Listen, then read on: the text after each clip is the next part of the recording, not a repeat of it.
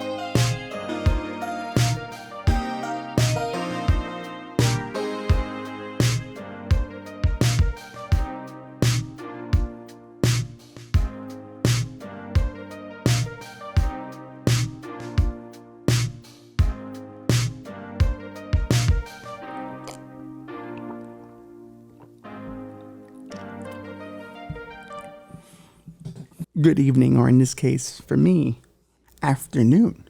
But you'll be hearing this in the evening. I think so. Depends. Analytics say you guys listen to it whenever, so. Let's just say, how do you do? How about that one? I'm Ralph Martinez, and this will end in darkness. How's it hanging?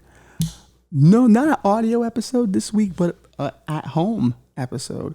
This week, no studio for us. We're at the house chilling on vacation for the Jewish holiday. What up? Which I'm not Jewish, but my job does tell me I must take this day off. So, but they pay for it, so that's lovely of them. What's going on? Well, a lot of things are going on, I think. A lot of things that maybe we're not paying attention to because some of us have real lives. Some of us are real people and we don't get caught up in the news of celebrity. But there is a particular story that I'm interested in. Marquise Jackson, 50 Cent's child, feels that because his dad is a millionaire, he should give him more than $7,000 a month. Now, mind you, Marquise Jackson's 26 years old and he's getting $7,000 a month. And he claims that with $81,000 a year, you can't just live wherever you want and you just can't do whatever you want, which not wrong. There is a cap to where you can live, to what you can do with that kind of money. It's unfortunate in a way, I guess, because if you look at his dad being a multi-millionaire, you would think, well, why couldn't he give more? But I'm kind of on 50 Cent's side here because this kid seems like a prick. And here's the thing, right? Here's the thing. I have a belief. Let me take these headphones off because these have been not working as well as I want. I've already done a sound check, so we'll be fine. To me, if you're getting $7,000 a month, that's a hell of a lot better than getting nothing. At least with $7,000 a month, you can find a good one-bedroom apartment in New York, at least, for $1,800, and then you have about $5,000 and something to do with as you please for food and whatever. You can take that money and flip it, do something with it, start a career, invest in things. But it seems like Marquise doesn't want to do that because that'd be too hard.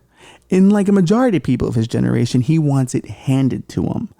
And the thing about rich kids, or at least the kids who are the kids of rich parents, they have not figured out the all-encompassing truth.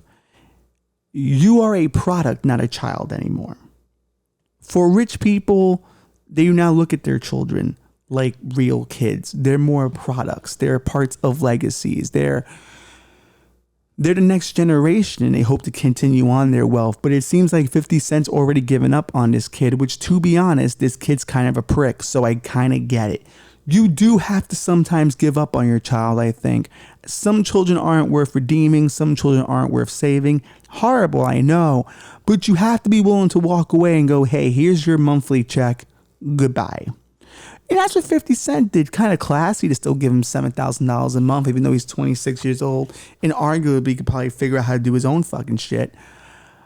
But then Marquise, said, I will give my dad $6,000 if he just gives me the quality time he didn't give me as a child. And number one, 50 Cent should never do anything for $6,000. He is a star. For him to do it for anything less than, I would say, 30 grand is quite insulting. So Marquise should save his money and give his dad a better pay rate. You might hear some construction in the background. Just rock with it. But 50 Cent's a major star. Showing up for $6,000 kind of horse shit. I wouldn't show up for $6,000, and I don't have the wherewithal to turn down $6,000. But I wouldn't show up for $6,000 for this kid. But 50 shouldn't. And the truth is, listen, I say this to somebody whose dad wasn't there for a good chunk of my life. Get over it. It's time. 26 years old, getting $7,000 a month. It's time to get over it. The truth is, most of his generation have a hard time getting over it. If you look at all like the Disney movies now and all the media we make, it's always about parents, apologizing, but it's never about kids understanding they might have been pieces of shit as well, or the situations in which their parents come from were really fucking rough. You see, the thing I think people don't understand about children or raising children is you're not necessarily raising them to be great. What you're really doing is you're trying to limit the amount of trauma they endure so they can be great. But some shit can't be helped. Some people have short tempers. Some people weren't ready to have children. Some people didn't have the economic means in which to give kids everything they wanted. Or there was a trade-off. You got the financials, but you didn't get the love. You got the love, but you didn't get the financials. Sometimes there are trade-offs in life, and there is no perfect family. There's no perfect childhood. Hate to break it to you.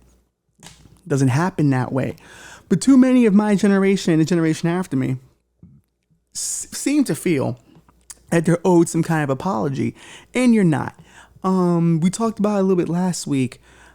There's only but so much a prior generation can do for a future generation, given the circumstances and the situations they have. My mom had me at 15. It wasn't easy for her. I remember when we went to therapy, our therapist said, one day you will apologize to Ralph and he will laugh at you because he already understands. And believe me, I understood. Even when I was like 7 or 8, I understood she's a kid and she's got a kid.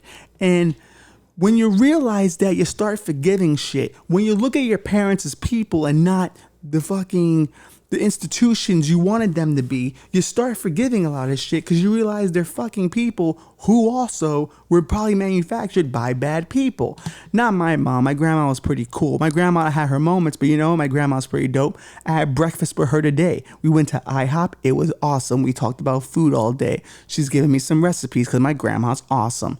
But the truth is, you have to at some point accept that your parents are who they were and who they are and will continue to be. There's some things that aren't going to change, and to bitch about them does nothing for you.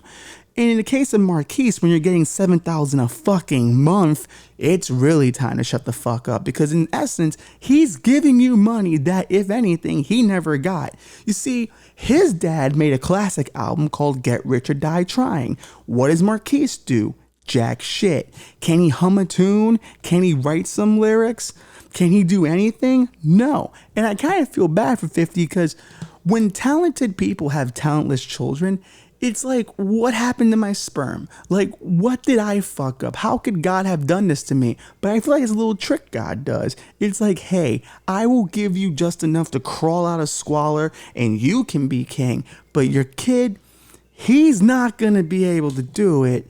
And you're going to have to take care of him because you might have made it too easy. And the thing is, talentless children, listen, I'm not saying they don't have a place in our world. They can. He could have been a banker.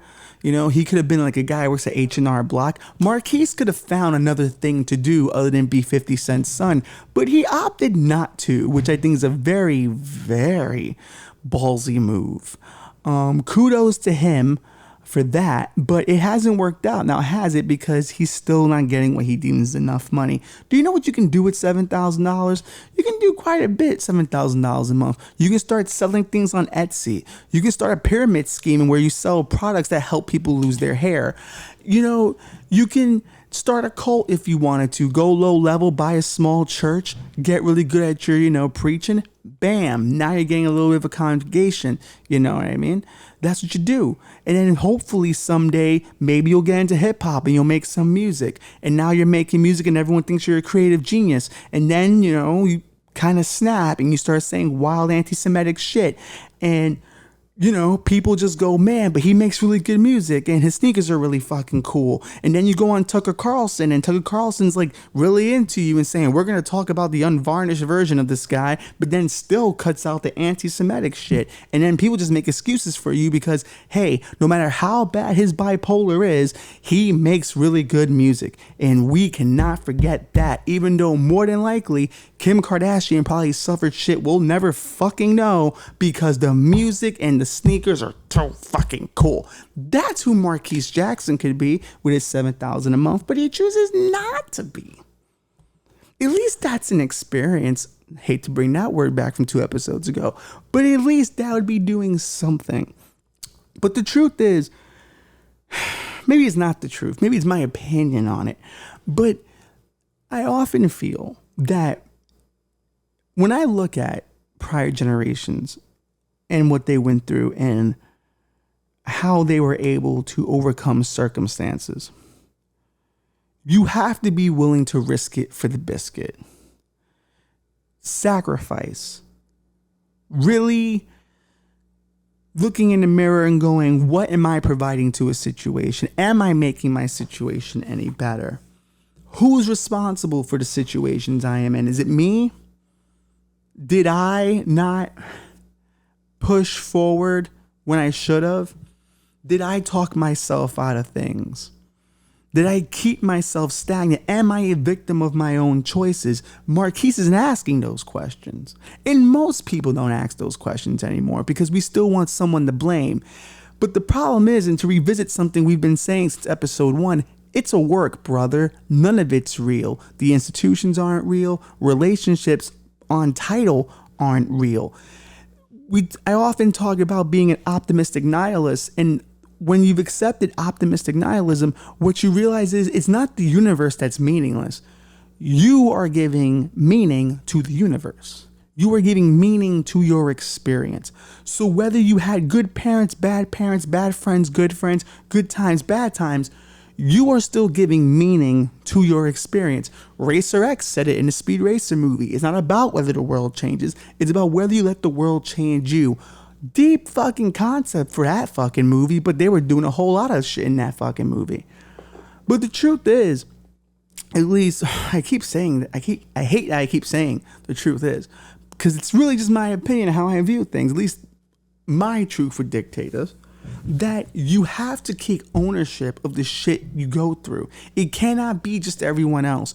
Your trauma cannot be the only thing that defines you. Eventually, healing has to happen. You can't just be always traumatized but never healing. One of those things are not like the other. They have to go together so you can be a person. I went through hella trauma as a kid. Insane trauma. Reality altering trauma. Let's put it fucking that way. Like, imagine you look at life one way and someone arrives and beats down your perception of reality and twists it. And now your reality is whatever you believe their reality was. I had a girlfriend that did that for 6 years in my 20s. Literally, I felt like I was crazy, but she was the fucking crazy one. And it took forever for people to really find out because no one's really trying to hear from me. I'm a guy. So whenever any relationship problem happens, it's always assumed it's the guy, which it's funny how patriarchy works that way. we all want to fight the patriarchy until it's shit women want to keep. We'll get to that later. Because they want to reserve the right to always blame men for everything when sometimes it's not really a man's fault. But when your reality is altered, you start to realize none of this stuff's real. None of it has a concrete place. I used to be really religious. I used to believe in God really strongly, right? I had someone ruin that for me, or I had a series of situations ruin that for me, and it was taken from me. And I remember feeling so depleted and destroyed by it. Now, I'm not saying everyone needs religion, but I was clearly someone who benefited from having a belief in God. What ended up happening was I lost that foundation that was in my life that made me who I was, that kept me on the straight and narrow. And when I was at my darkest, I had to claw back and redefine what that faith was for me, an individual experience of how I will go about it and how it will not be dictated by someone else. Because if I let someone take my faith from me, did I really have it? And that's when you realize, when you've been down to the darkness, that's why the show's called This Will End in Darkness, because I am someone who's been in the darkness. I know where this ends inevitably. But when you live 3 or 4 lives in one lifetime, you start to realize it's really not necessarily about just situations that happen to you. It's choices you make. There are situations you allow to continue that you shouldn't have allowed to continue, but you didn't know any better. You thought things were secure. You thought this was the way things were, and you kept trying to talk yourself into believing that this is how things were. But when you start to realize that your reality was altered, you start to realize none of this is legitimate. It's all what pro wrestling does. It's kayfabe. It's half real. It exists in a hyper realistic sense. Your government's not necessarily real. Like, when you consider how often multi-million-dollar corporations and multi-millionaires fuck you on a regular using the government, and the government's supposed to be protecting you. Donald Trump didn't really protect anybody. Nancy Pelosi's not protecting anybody, which is insider trading. Like, both sides of the fucking coin ain't protecting you, even though I think Joe Biden kind of feels like he is. And to be honest, he's handling this Russia thing better than fucking most. And that's one thing I've heard conservatives and liberals say, which is kind of interesting to see them both agree, hey, he's actually doing the right thing and just chilling the fuck out. Yeah, he recently said the end was nigh, but at the same time, that was more of a communication issue, going, hey, you, no nukes for you. We're not doing that this time. I don't even think we ever did it with him. We only did it once with the Japanese, and they seem to have forgiven us. They got past that trauma, I think. But in the end, your economy's not real. The dollar's not fucking real. No one knows what standard it's really on. Someone made a really good point one time. I think it was Glenn Greenwald. That's not even the gold standard it runs on. It runs on a military standard that we know we can enforce the dollar everywhere. So who's going to fucking fuck with the dollar? Nobody. Cryptocurrency isn't real. That's why it's doing very well. In a world where everyone's living in a fantasy, cryptocurrency does extremely well. So when you have, at least the trauma I have, where you were pretty much brainwashed, you start to realize how easy it is for all of these institutions to not be real anymore, and how they only mean something if you allow them to mean something. So when I look at, parents, when I look at families, on paper, yes, they're supposed to be this, that, and the other. But in reality, they aren't. In some households, they're not families, they're hostages. And no one understands that concept, because everyone thinks their family is supposed to be the Disney family, but it's not true at all. Your family are the people that care and love about you, or care about you and love you, and the ones who are always going to be there to have your back and are going to uplift you. And sadly, some of those people won't be your parents. Sadly, some of those people won't be the relatives you want to do that for you. And I think that's what Marquise Jackson has to realize. 50 was 50. He came from the gutter with nothing. In his mind, if he can do it, you should be able to too. And it should be a bit easier because you have the financial backing. $7,000 a month is not nothing. There are people who start Etsy stores with little to nothing. People are starting clothing lines now because Photoshop's like regularly available and everyone's learning it. There are YouTube tutorials. The world's not that fucked anymore. Like when you consider it, like the level of skill that's available to you, what you can learn, who you could be. In the end, it's all about who you can be. If you continue to live yourself dictated by the people of the past, what good is it?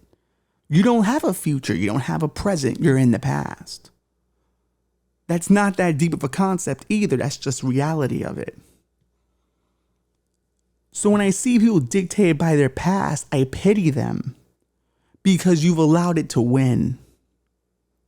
Now, in some cases, some trauma's too strong and it takes a while to break. But if you're not willing to break it, if you just continue to use it as an excuse, what are you going to do? I know people legitimately who were molested by family members. And one of the things they told, I've never forgotten this shit. She told me, she's like, if I don't continue to live my life every day by my own standards, by my own way of looking at things, and survive, then I died that day it happened. And that is like, consider that. She has to fight to live every day so she feel like she didn't die. That's fucking deep, man. But how many of us have that on a lower level scale? Because the truth is, if you're not happy, you're dying. That's just the truth of it. If you're not taking strides to make your life better, to find ways to make your situation better with your family, with your friends, achieve some level of your dreams, achieve some level of your hobby, you're dying. You're just waiting to die, really, because that's all life really is, passing the time until we die. You're just going to die a hell of a lot quicker if you don't do nothing. Because spiritually you're dead, mentally you're dead, and now you're just waiting for the physical death to happen. You know, incels have already died. That's why, to me, I think they're worth investing in. I think they're worth saving. They're like Lazarus in the tomb. You have to revive those individuals because they cannot be left to their own devices. If they are, they will die. And I'm telling you, not only will they die mentally and spiritually, they will find the ambition to make other people pay for their death. So if you leave them alone by themselves, they only grow in number. And then people wonder why the far right is now taking over several different countries. Because you left a lot of these people unchecked and you forgot all about them. There's a way of having a society that you do balance it out and think about everyone. Centrism may not be sexy because people argue centrism guys here, but we're starting to see where the far left and the far right have gotten us so far, and all it's got is a polarized nation, and that's not good for anybody. And if we continue on this fucking route, who knows what's gonna happen? Last time this happened was a civil war, so maybe we do know what's gonna happen. But the problem we have is we have given up on our weakest, and we have given up in a way where we don't tell people the truth. Life is a bitch. And then you die. That's it. And nothing in this really means all that much unless you apply a meaning to it. And listen, they can announce tomorrow that an asteroid is on its way here and we can't stop it. And it's going to wipe everything out, what we have to show for it. You'll spend the last few days trying to live it up, but it shouldn't have required that. You should have found a way to make yourself happy. And I'm doing that every chance I get, man. Whether it's video editing, whether it's this podcast, whether it's, reading things I'm interested in, watching things I'm listening to, learning new things about music. Like, I found out about Magic Girl anime recently from a project I'm working on with somebody. Didn't even know that existed, but there's a whole subgenre of anime. And now I'm like deep into researching it for this project. That's how I'm living. I'm pushing myself to be who I would rather be, as opposed to being somebody with a 9 to 5 I'm not happy with. I'd rather be a creative. But that's not to say having a 9 to 5 is a bad thing. But here's the thing. There are good men and women out there who work a 9 to 5, take care of their family, are great parents, and they're living a great existence. So I think that's also part of the Gary Vee problem. Not everyone's an entrepreneur. Some people are just really good people. They're not causing any trouble to anybody. They're just living a good life. And if you are one of those people who is working a 9 to 5 and you feel like everyone's judging you for not being an entrepreneur and shit, but you're happy with the life you have, the family you have, the kids you have, enjoy it, because you've reached a level of happy most people will never fucking know. You reach a level of acceptance. You reach a level of true fucking harmony that you get to take care of your family, and that brings you peace and joy. That's beautiful. But we look down upon that now, because look at all the fucking movies from the 90s and early 2000s. It's always, oh, this father looks mad depressed. Why? He didn't achieve his dreams. Yeah, fair point, but not all fathers were like that. Some willingly gave that up for the families they got, and the families never fucking appreciated it. It's very interesting to see how it's all turned on men now to a degree, even though I 100% agree. There is some dangers. Badly manufactured men can provide to a household, can provide to a society, but it can't be all men. It can't be. It just can't be. You can't generalize it that way. You can't. Because there were good men who were trying every day. There are good men who are dealing with trauma you have no fucking idea about. I'm just open about mine. You know, that's probably what makes me a little different. I'm open about my trauma. I don't run from my fucking trauma. Though it's kind of impossible to run from it, because it's literally my perception on reality. You know, how I like, it's why like people always, you know, the comments we do get about this show is, man, you're like, you really seem to nail what's going on right now. And I don't think I'm nailing what's going on right now. I'm just honest about what's going on right now. I lived through this already. You guys are catching up to concepts that I've already been through. You know, nothing's what it says it is. Yeah, there's a lot of people who do that. The people who love you the most will sometimes do it. The people who are closest to you that you think love you the most will fucking lie to you. That's what it is. That's the world we live in. But at some point, you gotta take some responsibility. What are you gonna do about it? You gonna get up and do something about it? You gonna sit around bitching? Because that's how I feel my generation did. We perfected bitching. We didn't do anything else. We had the internet. We had so many other things. All we did was perfect bitching on it. Few of us create apps and stuff. That's nice. But the rest of us just fucking self-loathe the entire fucking time. The boomers didn't leave us anything. Who the fuck cares? They didn't have to. No generation's obligated to. You do shit because you want to do them. That's the thing that people don't get either. There is no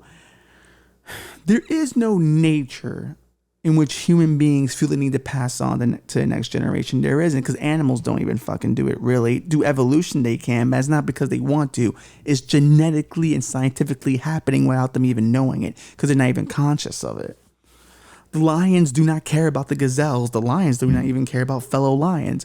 So when you think about human beings, just because we're a little bit more intelligent, does it mean that we have to now defy our nature, or to not be realistic about our nature? Listen, I'm not rich. I'm not rich at all. I probably would never be rich, but I also don't think anyone has to give me something. I should have to get out there and fight for it. Because that's what makes character. You know, I was reading an article from Bushwick Daily the other day, and it was about the Brooklyn Book Fair, or Brooklyn Book Festival. And they were talking to these authors who, none of them were originally from Brooklyn. And they were asking, well, why did you move to Brooklyn? And all of them were talking about all the diversity. You know, oh, I came here because I'm a gay man. I can be a free gay man here. Which it's like, really? You could have been a free gay man anywhere, to be honest, like if you put the fucking work in. And to be honest, you kind of did that at the risk of a black and brown family having their home. So congrats to you that you got to live free, but those people didn't get to. They are the victims of your living free. And I'd be more fine with that. If people didn't have this fake liberalism where they claim to care about these people, but also will do everything in their power to ensure to get them out of their neighborhoods and to live in their neighborhoods. That's kind of what it is. People talk about, oh, the mom and pop stores are so charming, but now they are vegan delis. Oh, this 2-family house is beautiful, but now it is a glass apartment mausoleum to what used to be there, to what used to be the New York family. You can't really raise a family here. No one really wants to fucking raise a family here. You got 5 people to an apartment. What the fuck is going on? New York's over. It's an amusement park. Congrats. You did it. You took away the things you claim to care about a city, its people, and you turned it into LA, where everyone's working the kayfabe, brother.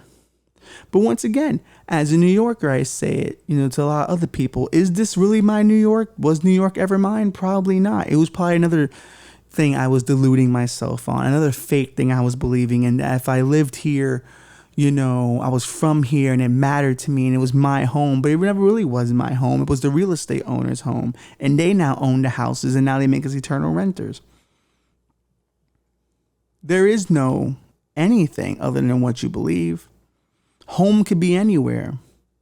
They say home is where the heart is, and to be honest with you, I don't know where my heart's ever been when it comes to my home. I know my home was always a bit traveling. We moved around a lot.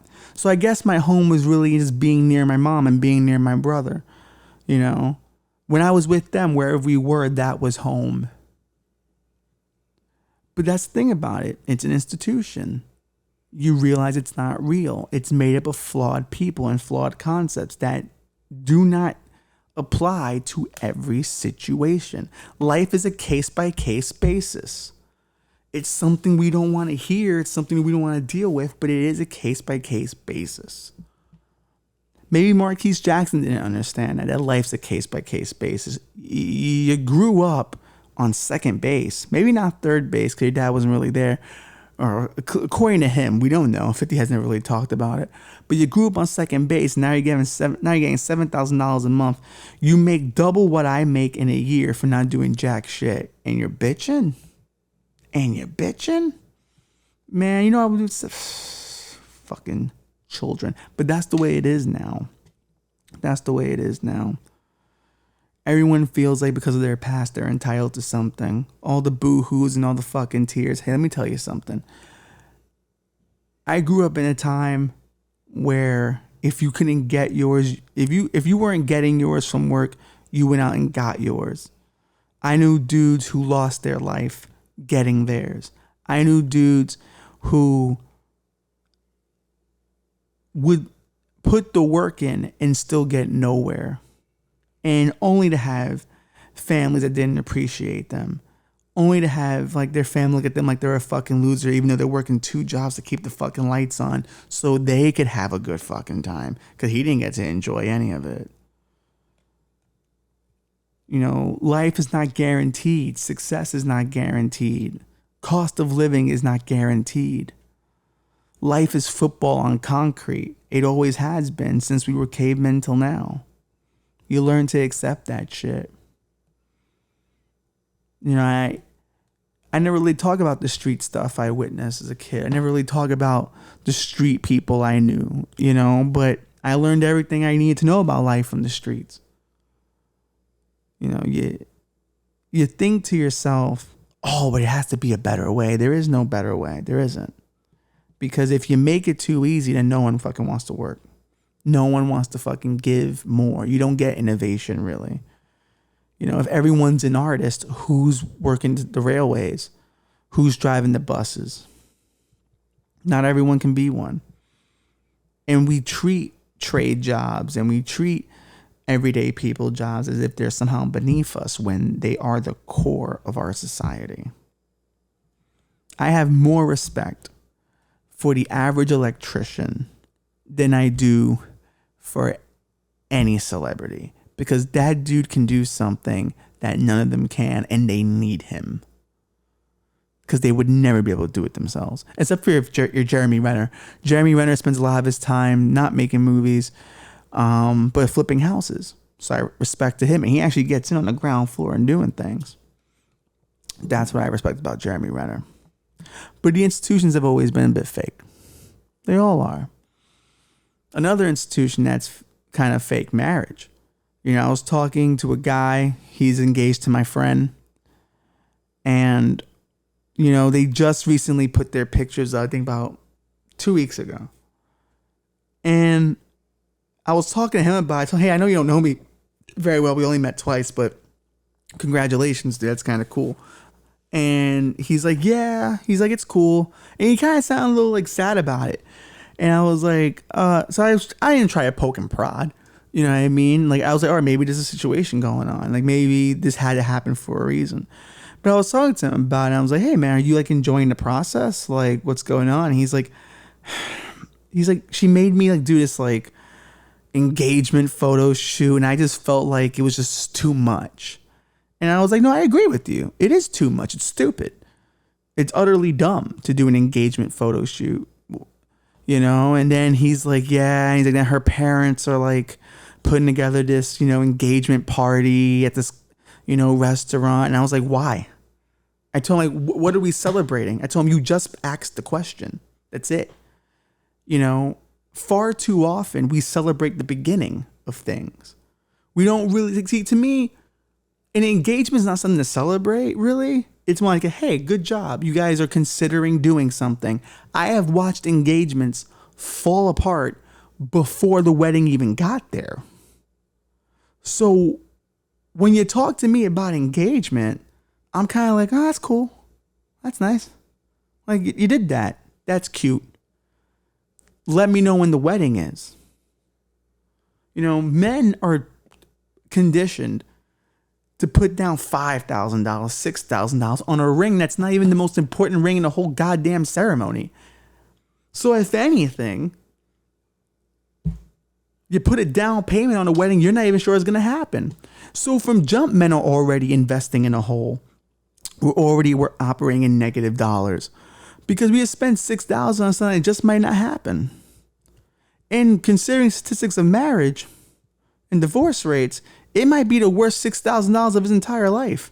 On top of probably the worst $40,000 to $50,000 of his entire life for a wedding that no one's going to remember. But of course, the wedding's not about men, apparently. It's about the lady, and I think that's horseshit.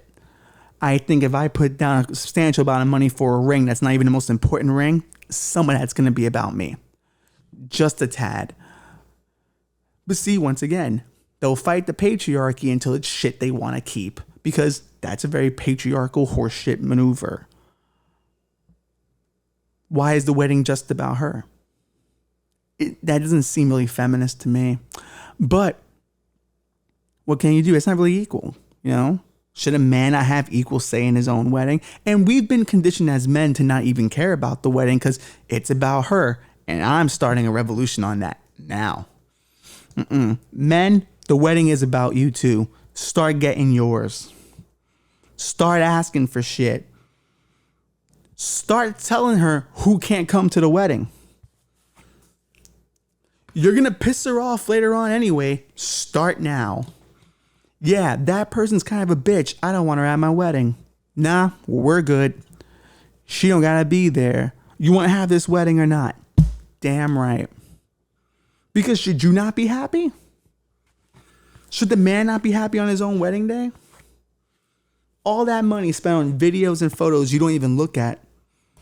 You look at them every 10 years.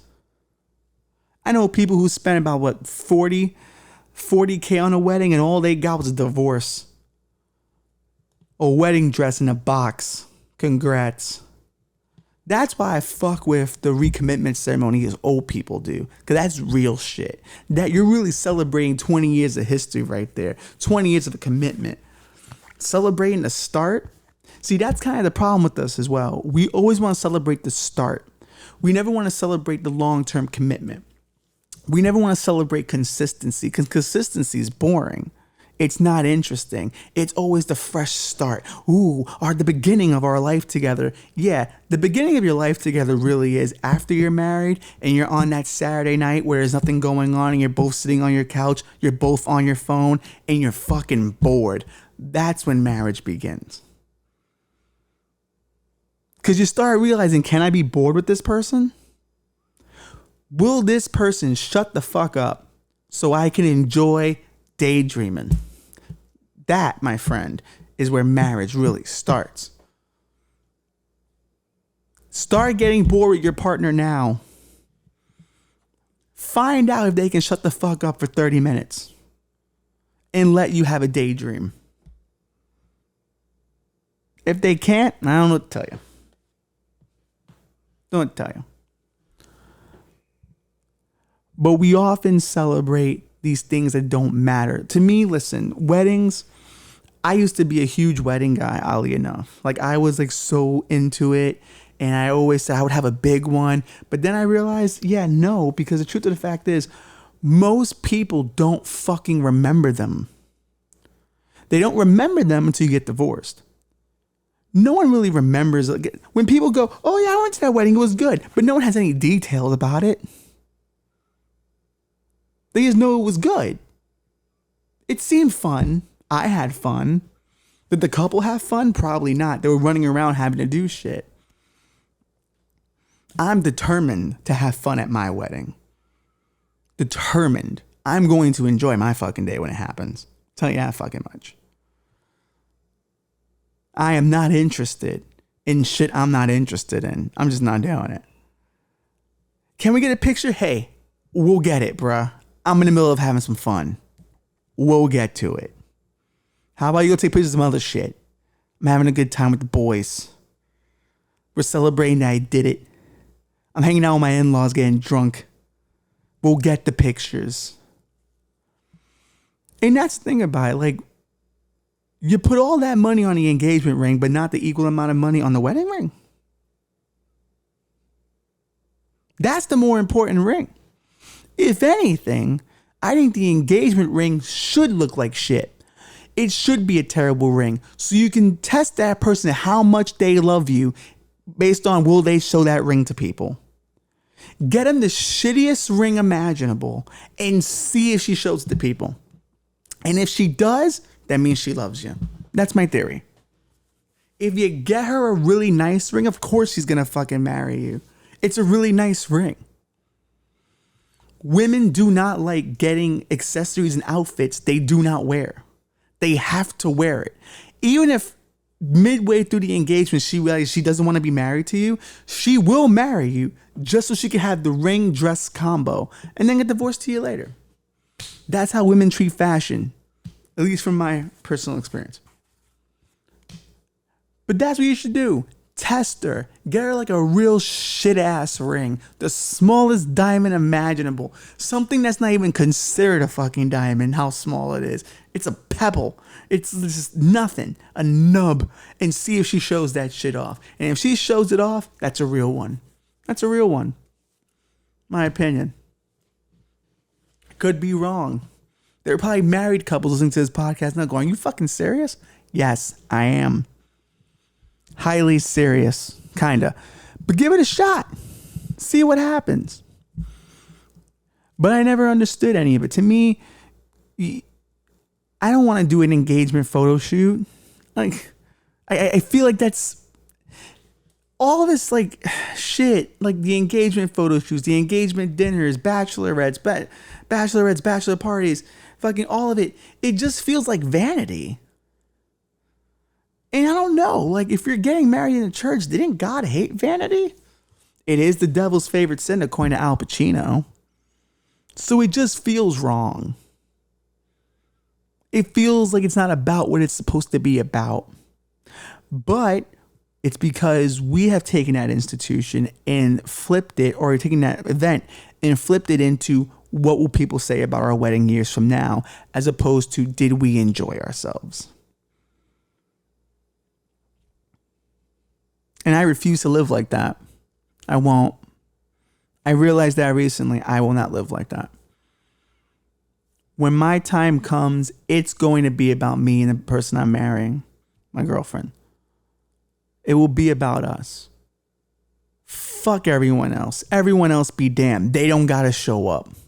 And if they didn't like it, keep it to your fucking self. That's how I feel it. The institution has been torn apart. It's been torn apart.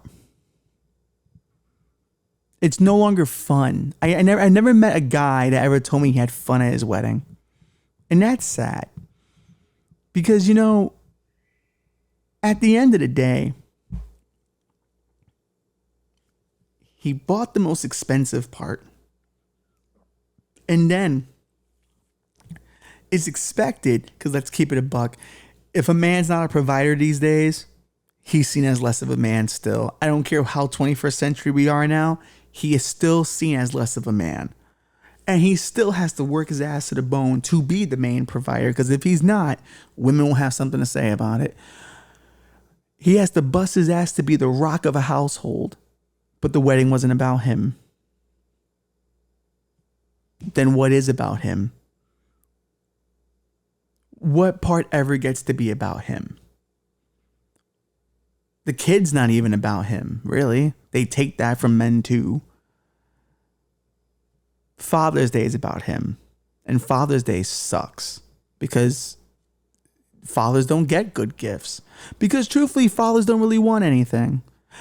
Men can literally close their eyes and imagine things. Like have a daydream. Think about a sports game they once watched and be happy. Because we're such simple people. We just want to be happy and we find happiness internally. We have to, because see, the thing about all this is people will remember that, okay, men run the world, but no one ever remembers the John Hughes movies where there is a jock and then there's Ducky, and Ducky got his ass beat all the time. So Ducky had to find some inner peace real fucking quick because the majority of the men were not the jocks. Let's put that out there. But do men get anything? Probably not. We don't. We do get doors slammed on each other when people are angry. I think the reason why I don't like the hype around engagements is because I look at houses and I go, the foundation of a house is not pretty. It's just the bare bones of what you need. And it's the house that matters. But we so often don't think about the foundation because we don't see it. And I think that kind of should be the engagement. The ring shouldn't matter. The fact that he asked shouldn't matter. Was the marriage successful? Will it be successful? How long do you think it'll last? Will it last? I think weddings shouldn't be that expensive. I think they shouldn't be that big either. It's not a special day really for the couple. It's not. It's for everyone else. And that's what makes it sad. I would love to meet one husband that could tell me he enjoyed his wedding day. And in the many I've met, not a single one has told me they got to enjoy it. It was just stress. Not good, man. Not good. Maybe Marquise Jackson will have a better wedding since he gets $7,000 a month. So it won't be hard to raise money for a good one. If some bitch decides, well, let me not say some bitch. If some woman decides he's worth it, which I don't see the value in him at all. That's one sad ass fuck. But in the end, that's what it's all about. Perception. How you view things. What is reality for you? Are you allowing outside forces dictate your reality? Are you still mourning things you shouldn't be mourning anymore? Are you allowing people to dictate your happiness and how you do things that make you happy? Are you allowing society to tell you who you are? Are you allowing the fact that your parents weren't strong enough or they're few enough to dictate your present and future? It's all not real anyway. It's all fake. It's all made up. Society is just a bunch of people making it up as they go along. Once you accept that, you start to get a bit more forgiving. I know I have. You know, me and my dad, you know, we reconciled about 16 years ago. Probably a little bit more than that.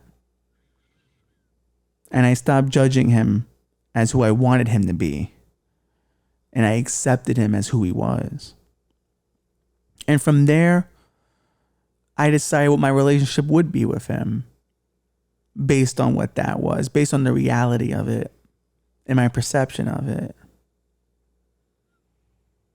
And once I freed him from the bonds of my own expectations, he was able to surprise me.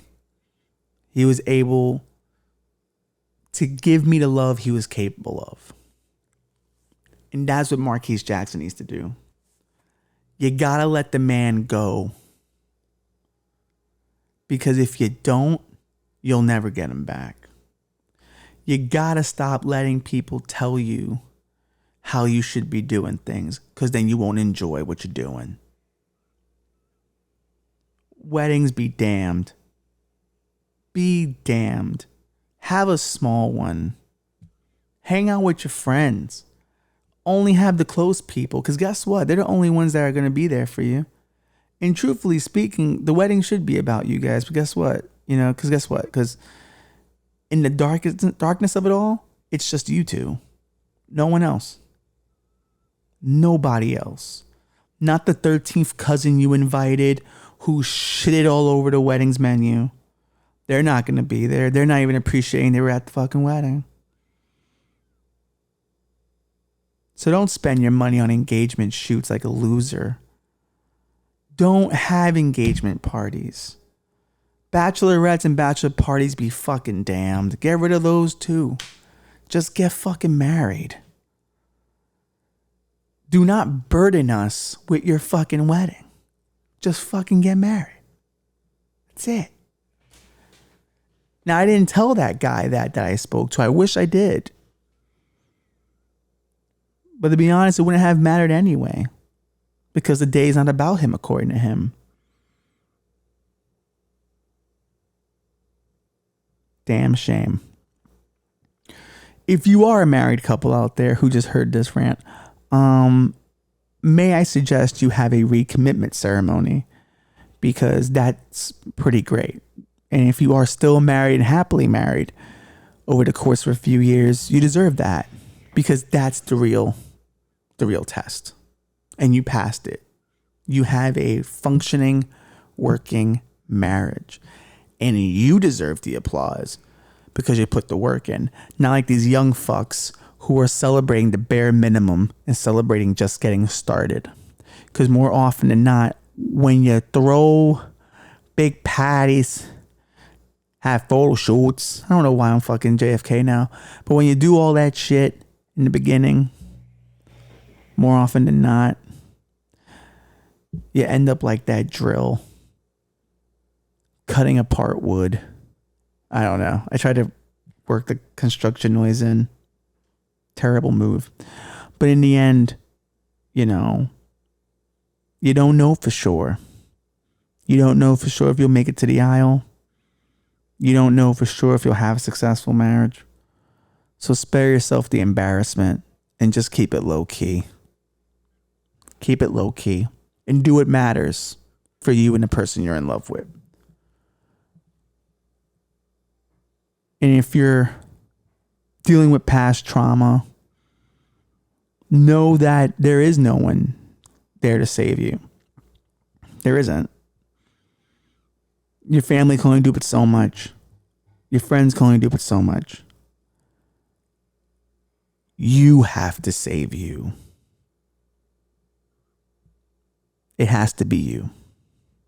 Because in the end, that's who you're fighting. You know, Cornel West talks about it. Cornel West says, you have to fight the gangster inside you before he gets you. And the gangster inside you could be many things. It could be, you know, insecurity. It can be sadness. It could be depression. It could be anxiety. It could be, you know, you weren't loved enough or paid attention to enough, or no one ever believed in you. You got to snuff that gangster out. Because if you don't, the gangster rules. and he'll tell you what to do for the rest of your life until you snuff him. Back-to-back contemplative episodes. I hope we still have listeners after this week. We don't talk about numbers here often, but we have been since episode 49 in the triple digits. And here's the thing. Commitment. You know, we keep putting these out and people keep listening. So thank you. I'm highly appreciative of those who do. And catch it on the flip, bro. I don't know. I'm appreciative because this is my outlet for a lot of my deep thoughts. Some would say go to therapy, maybe. We'll see. We'll see how that goes. But then again, I think we all know how this one is going to end. Do you hear the construction noises? I hope you do, because I hear them, and they're driving me